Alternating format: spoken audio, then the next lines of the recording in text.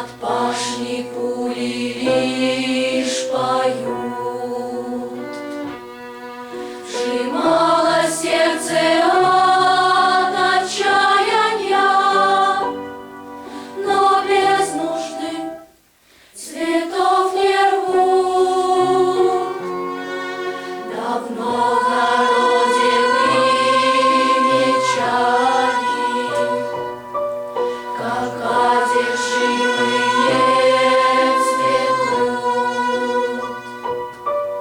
На погорелом иван-чае слезами горькими встают.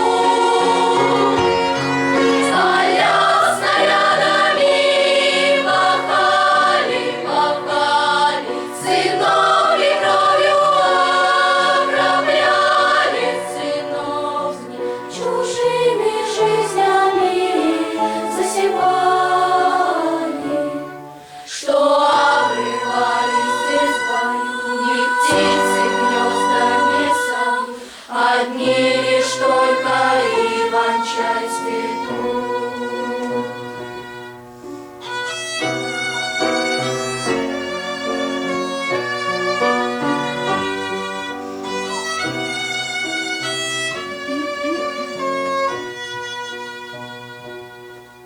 Поля сражений и печали хлебами тучными встают.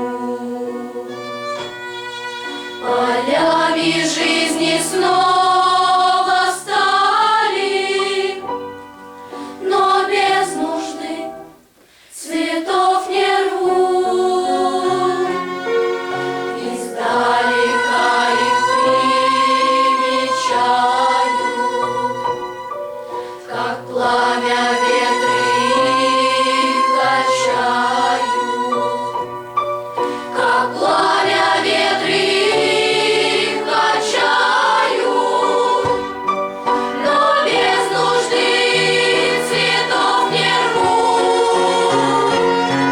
Поля снарядами пахали, пахали, сынов и кровью окропляли, сынов чужими жизнями засевали, что обрывались здесь в бою. Их птицы гнезда не соют, одни лишь только иван-чай цветут.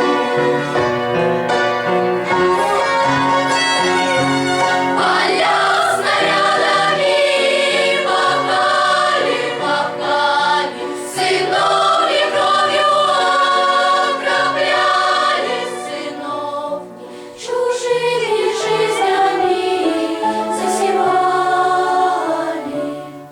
что обрывались здесь в бою. Их птицы гнезда не соют, одни